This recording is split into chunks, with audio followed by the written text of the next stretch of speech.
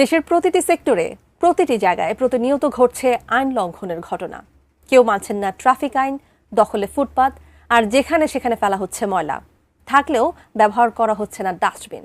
যিনি যেভাবে পারছেন নিয়ম ভেঙেই এগিয়ে যাচ্ছেন নিজের মতো করে।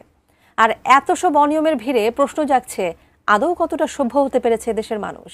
বিস্তারিত আরিফ হাসানের প্রতিবেদনে।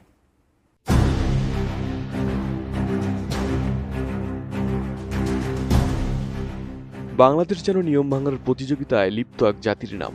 এখানে কোথাও কোনো নিয়মের বালাই নেই। দিনরাত চলছে আইন লঙ্ঘনের উৎসব। ব্যস্ত সড়কে ট্রাফিক লাইট জ্বললেও থামে না কেউ।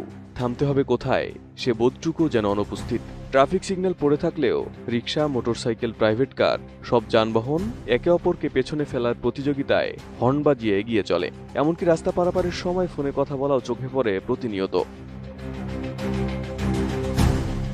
এদেশের ফুটপাত যেন পথচারীর জন্য নয়, বরং রীতিমতো দখলদারের রাজত্ব সেখানে।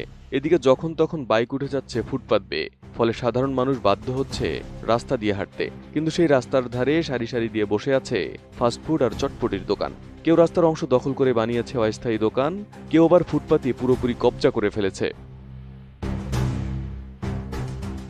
এদিকে পৃথিবীর সবচেয়ে অব্যবহারযোগ্য গণপরিবহন যেন বাংলাদেশে। এখানে নেই কোনো শৃঙ্খলা, নেই যাত্রী বান্ধব পরিবেশ। পুরনো লক্কর ঝক্কর বাস ট্রাক রাস্তায় চলছে নির্বিঘ্নে, যেগুলোর ফিটনেস সনদ বহু আগেই শেষ হয়ে গেছে। ট্রাফিক আইন এখানে যেন কাগজে নথিমাত্র।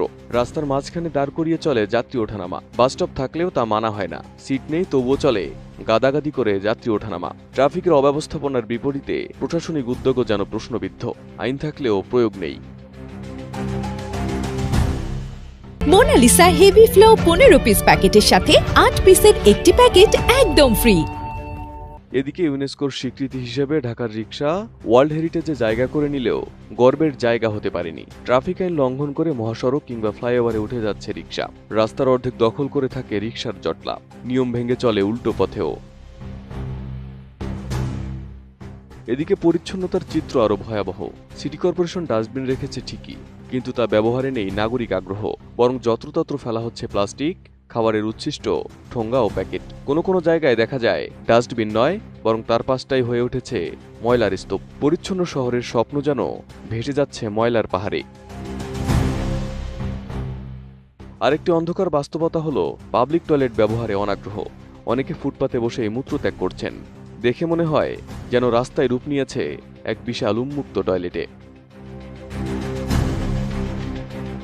আবার ফুট ওভারব্রিজগুলো হয়ে উঠেছে হকার মার্কেট।